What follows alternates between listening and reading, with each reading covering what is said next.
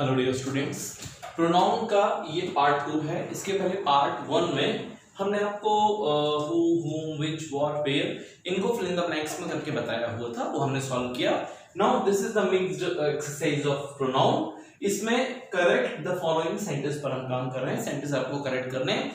जब आप कोई भी एक्सरसाइज करते हैं तो सबसे पहले से प्रोनाउन की बात कर रहे हैं तो सबसे पहले तो सेंटेंस में आपको प्रोनाउन पता हो। जब तक सेंटेंस में प्रोनाउन आपको दिखाई नहीं दे रहे हैं, आप कुछ भी कर रहे हैं आपको एरर दिखाई नहीं देगी। तो सबसे पहले तो वर्ड दिखाई दे और उस वर्ड का फिर रूल आपको अप्लाई करना पड़ेगा।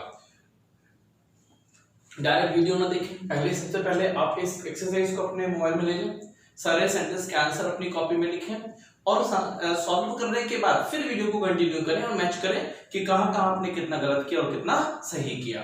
तो लेट्स बिगिन। पहला सेंटेंस है let you and I go there. अब यहां पर दो प्रोनाउन है आपके पास, यू एंड आई। तो ये दोनों हमको प्रोनाउन दिखे, अब बस पता करना है कहां सही है कहां गलत है। तो यहां पर क्या मिला, लेट।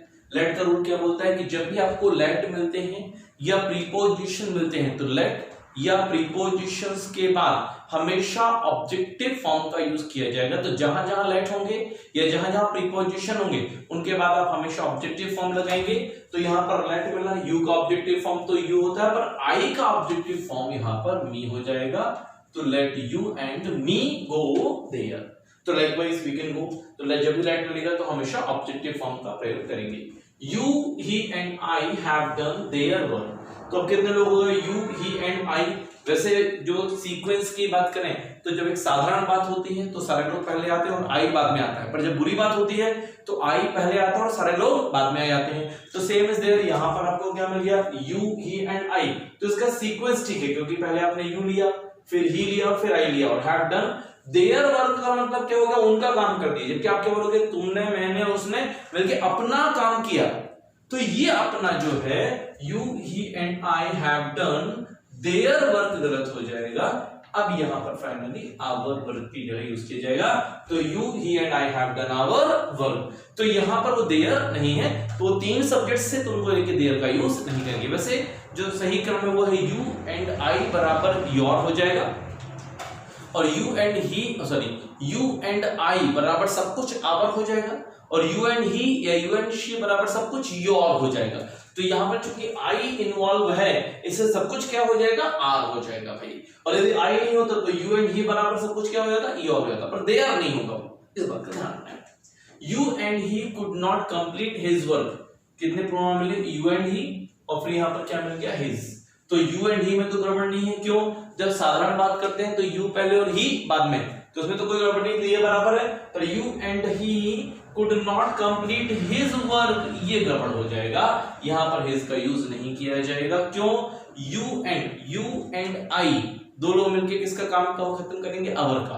पर you and he या you and she मिलके किसका काम खत्म करेंगे, your का काम खत्म करेंगे। तो यहां पर you and he दो लोग हैं, तो इन दो लोगों को देखते हुए यहां पर his नहीं आएगा। अब यहां पर सही क्या हो जाएगा, your। तो you and he could not complete your work। I and you are strangers। अब यहाँ पर प्रोनाउन क्या मिल गया, I and you मिल गया भाई। I and you, तुम और मैं स्ट्रेंजर्स हैं। तो अब तुम और मैं स्ट्रेंजर्स हैं तो ये कोई बुरी बात तो है नहीं भाई, अच्छी बात है। तो से यहाँ पर कौन सा फंडा फॉलो हो जाएगा, अच्छी बात और बुरी बात वाला। तो तुम और मैं स्ट्रेंजर है तो अच्छी बात है, तो अच्छी बात है तो यू पहले और आई बाद में होगा। तो ये सीक्वेंस गलत हो गया। यहाँ पर I and you ना होके क्या होना चाहिए था, you and I are। Are लगेगा क्योंकि दो लोगों की बात हो रही भाई। तो you and I are stranger, तो आई एंड यू ना होगी, यू एंड आई करना था। Neither of these four pens will run. अब क्या मिल गया भाई, ऑफ मिला है ना। जब भी ऑफ मिलता है तो वर्ब ऑफ के पहले वाले क्या पर लगाते हैं, ऑफ के पहले क्या मिल गया, नीदर। अब आपने NERTH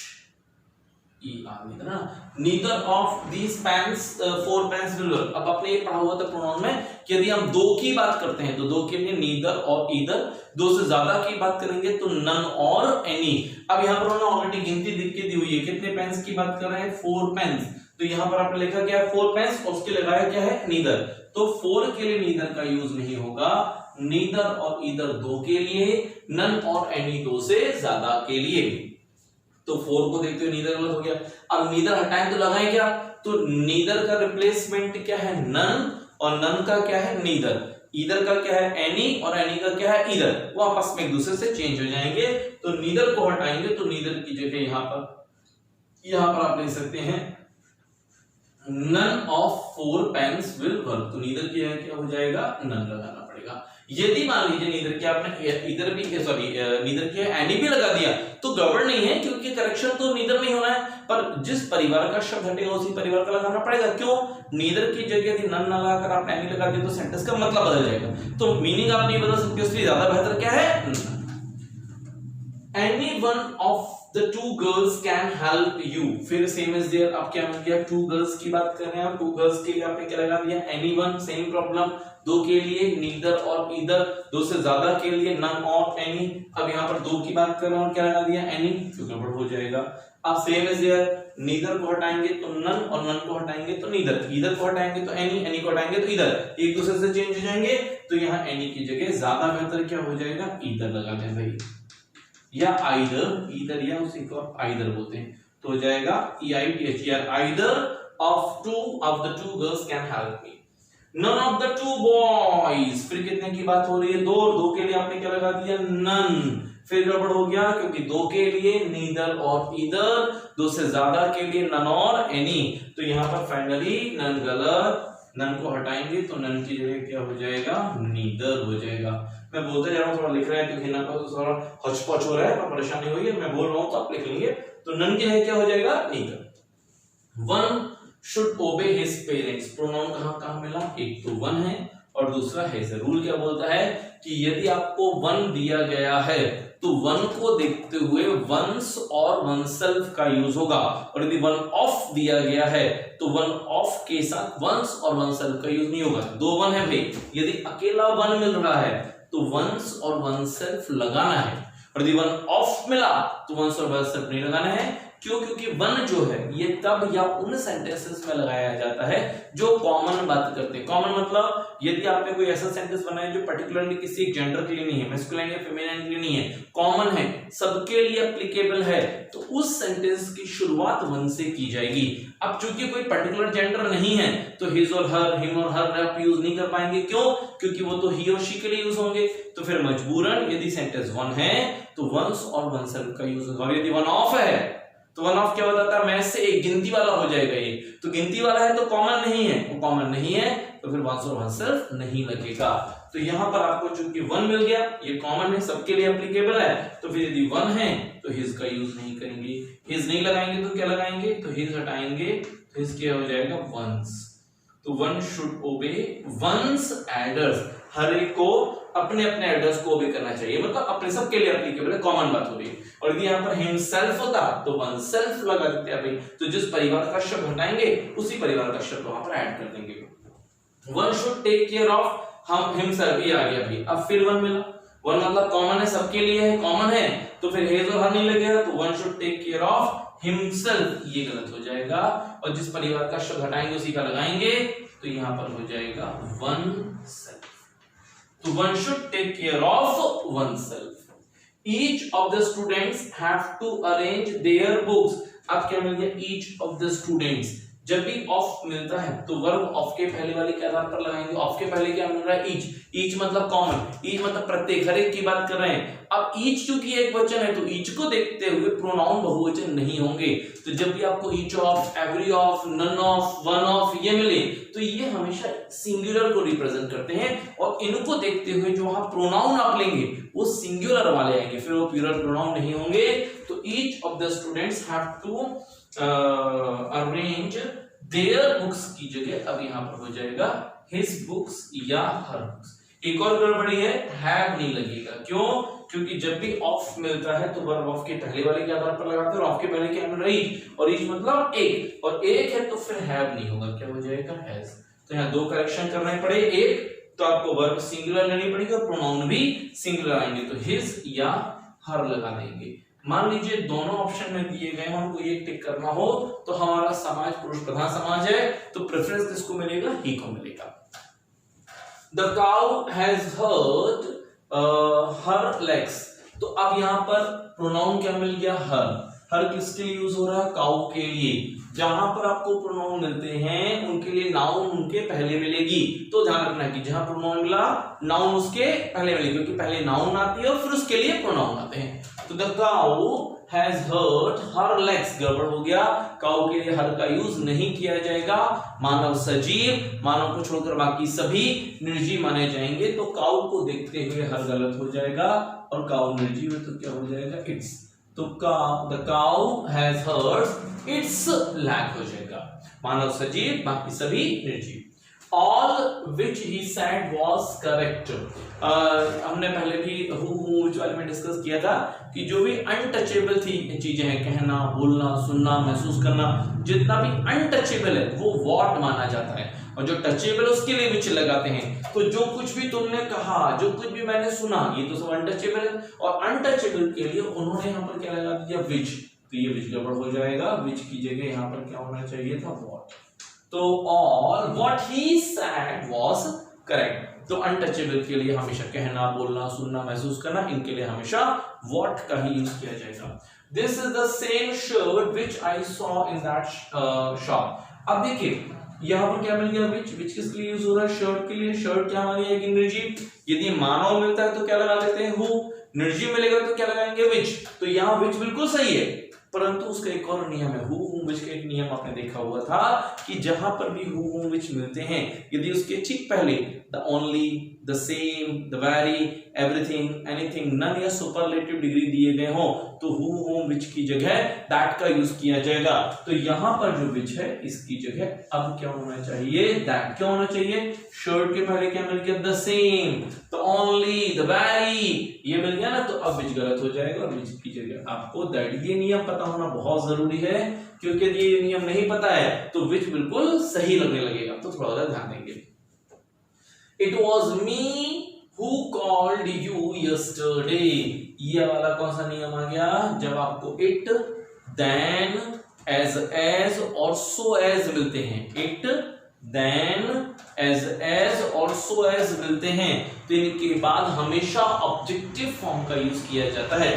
तो it was me, ये गड़बड़ हो जाएगा। क्यों? इट से शुरू कर रहे हैं और यहाँ पर मेन सब्जेक्ट मी है। इट तो सिर्फ जोर देने के लिए आया है, एम्फसाइज करने के लिए आया है। ये मैं हूं जो तुम्हारे घर आया था, ये मैं हूं जिसने तुम्हारी मदद की थी। तो यहाँ पर ये जो इट है ये सिर्फ जोर देने के लिए आया। मेन सब्जेक्ट कहां पर आएगा? बाद में। तो जब ये जो मी है ये सब्जेक्ट है तो मी नहीं होगा, क्या हो जाएगा? I. It was I who called you yesterday। My brother and myself are happy।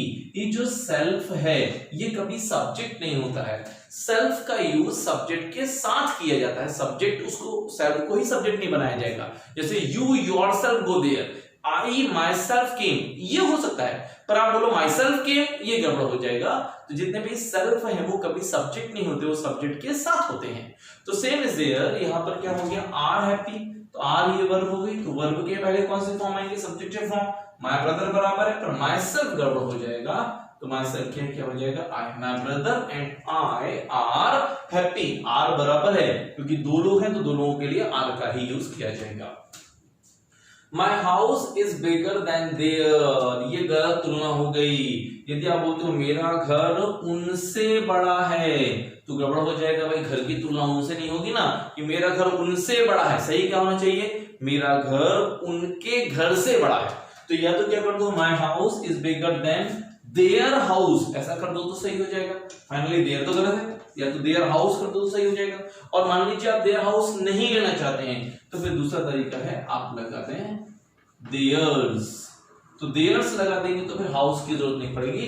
तो my house is bigger than theirs कर दें, तो या तो देयर हाउस लिखें या देयर्स कर दें। तो जब भी देन से आप तुलना करें तो देखें कि एक सीधी चीजों की तुलना हो। जैसे आप बोलो my books are better than you, गड़बड़ हो जाएगा। मेरी किताबें तुमसे अच्छी हैं, गलत। मेरी किताबें तुम्हारी किताबों से अच्छी हैं, तो सही क्या होना चाहिए? My books are better than, या तो पूरा बोलो आप योर बुक्स, या फिर क्या बोलो my books are better than you, फिर योर बुक्स नहीं करेंगे। तो इतना है।